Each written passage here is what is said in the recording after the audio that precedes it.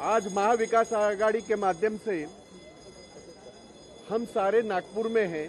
इस अधिवेशन की विशेषता है, यहाँ के किसानों के जो इश्यूज है, चाहे वो कपास के हो, चाहे वो सोयाबीन के हो, चाहे वो धान के हो, उसके प्रति हमारी कमिटमेंट होती है, उसके प्रति किसी भी सरकार की कमिटमेंट होती है। लेकिन ये सरकार जो पूरे किसानों को लूट रही है और खास करके यहाँ के जो व्यापारी है, जो स्टॉकिस्ट है, उनको स्टॉक करने का मौका दे रही है और जिस ढंग से हमारे किसानों की आत्महत्या हो रही है उसको नजरअंदाज कर रहे हैं, इसके प्रति हम सारे लोगों ने, खास करके महाविकास आघाड़ी ने अपना प्रदर्शन किया है और यह प्रदर्शन जारी रहेगा। ये सिर्फ यहाँ तक सीमित नहीं रहेगा। ये अधिवेशन कितना चला रहे हमें पता नहीं, लेकिन खास करके हमने आग्रह किया है कि यह अधिवेशन 2 वीक, कम से कम 2 हफ्ते चले, लेकिन ये भाग जाएंगे। अभी तक उनका बंटवारा नहीं हुआ है। ये होते पोर्टफोलियो का बंटवारा, हमें पता नहीं है कि अब होम मिनिस्टर कौन है। आपको भी पता होगा तो बता दीजिएगा। हमें पता नहीं है कि किसानों के इश्यूज को लेके किससे बात करें। हमें पता नहीं है बेरोजगारी के इश्यूज हम किससे बात करें।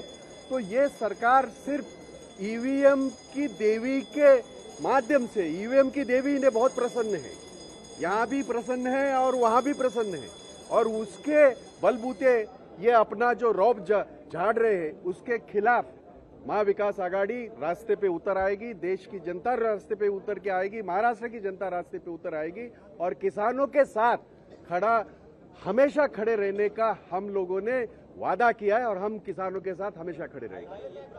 आपल्याला फक्त आठवण करून देतो, म्हणजे आपली स्मरणशक्ती चांगली आहे सगळ्यांची, माझी तेवढीशी चांगली नाही। ज्या वेळेला आमचं सरकार होतं त्याच्यातले मी 2.5 वर्षाचा आधी बोलतो, त्याच्या अगोदरचंही सांगेन तुम्हाला। 2.5 वर्षामध्ये ना सोयाबीनचा विषय होता, ना कापसाचा विषय होता, कारण जीव वाचवण्याचा विषय होता आणि माननीय उद्धवजी ठाकरेंच्या नेतृत्वाखाली आमच्या सरकारने केलेलं काम ह्यांना नाईलाजास्तव सुद्धा त्यांना हे मानावं लागलं की देशातलं सगळ्यात जास्त चांगलं काम महाराष्ट्रामध्ये झालं। त्यामुळे 2.5 वर्षामध्ये शेवटचा जे सत्र आम्हाला मिळालं, त्या शेवटच्या सत्रामध्ये हे सगळे निर्णय शेतकऱ्यांच्या प्रति आम्ही घेतले। त्याच्यापूर्वीचा आपल्याला सांगू इच्छितो, आघाडी सरकार ज्या वेळेला होतं त्यावेळेला हेच सगळे 9,000 रुपये भाव मागत होते, आठवत असेल तर आठवा।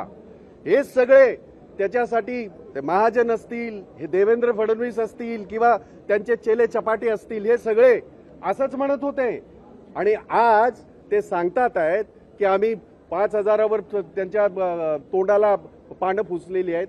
त्यामुळे आपलं म्हणणं बरोबर आहे की शेतकऱ्यांचे प्रश्न लावून धरण्यासाठी किंवा विदर्भातला हा जो अनुशेष भरून काढण्यासाठी या अधिवेशनाचं महत्व आहे, तसं आपलं अग्रीमेंट आहे।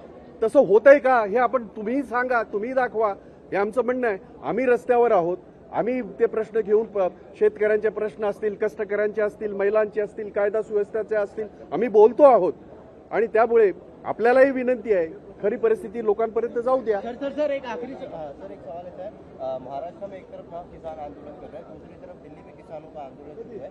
लगातार ये जो सत्ताधारी है, भले राज्य की हो, केंद्र की हो, किसानों के हित में फैसले लेने का दावा करती है, दूसरी तरफ किसानों का आंदोलन जारी है, किसान आत्महत्या कर रहे हैं। महाविकास आघाड़ी की किसानों को लेकर आगे की क्या भूमिका है? महाविकास आघाड़ी हमेशा किसानों के साथ रही, ये आपने देखा भी होगा और आपने परखा भी होगा।